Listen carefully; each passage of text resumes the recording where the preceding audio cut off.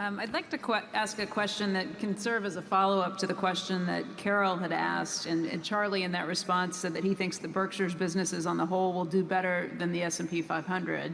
Clark Cameron from Birmingham, Alabama, who owns 281 shares of Berkshire B, writes in and asks, why have you advised your wife to invest in index funds after your death rather than Berkshire Hathaway? I believe Munger has counseled his offspring to, quote, not be so dumb as to sell.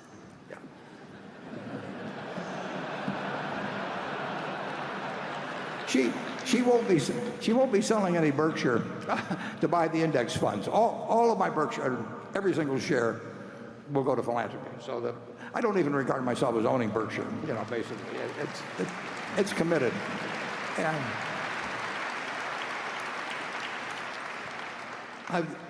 so far about 40% has already been distributed. So the question is, somebody who is not an investment professional will be, I hope, reasonably elderly by the time that the estate gets settled. And what is the best investment, meaning one that there would be less worry of any kind connected with, and less people coming around and saying, why don't you sell this and do something else and all those things. She's going to have more money than she needs. And the big thing then you want is money not to be a problem. And there will be no way that if she holds the S&P, or virtually no way, absent something happened with weapons of mass destruction, but virtually no way that she'll have all the money that she possibly can use. She'll have a little liquid money so that if stocks are down tremendously at some point, they close the stock exchange for a while, anything like that, she'll still feel that she's got plenty of money. And the object is not to maximize. It doesn't make any difference whether the amount she gets doubles or triples or anything of the sort. The important thing is that she never worries about money the rest of her life. And I had an Aunt Katie here in Omaha, who Charlie knew well, and worked for her husband, as did I. And she worked very hard all her life and had lived in a house she paid, I don't know, $8,000 for, 45th and Hickory, all her life. And because she was in Berkshire, she lived to 97. She ended up with, a few $100 million. And she would write me a letter every 4 or 5 months, and she'd said, "Dear Warren, I hate to bother you, but am I going to run out of money?" And and I would write her back, and I'd say, "Dear Katie, it's a good question, because if you live 986 years, you're going to run out of money."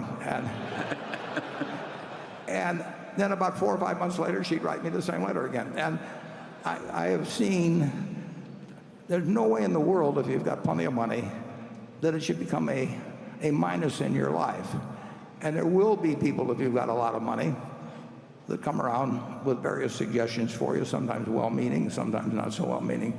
So if you've got something that's certain to deliver, if it was all in Berkshire, they'd say, well, if Warren was alive today, he would be telling you to do this. I just don't want anybody to go through that.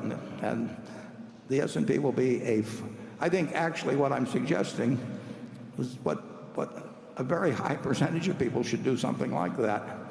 And I don't think they will have I think there's a chance they won't have as much peace of mind if they own one stock and they've got neighbors and friends and relatives that are trying to do some, like I say, sometimes well-intentioned, sometimes otherwise, to do something else. And so I think it's a policy that will get a good result and is likely to stick. Charlie? Well, as Becky said, the Mungers are different. I want them to hold the Berkshire. Well, I want to hold the Berkshire too. No, I don't like the.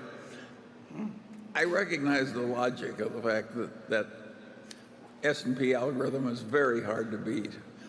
In a diversified portfolio of big companies, it's all but impossible for most people. But I'm just more comfortable with the Berkshire. Well, it's the family business. Yeah. But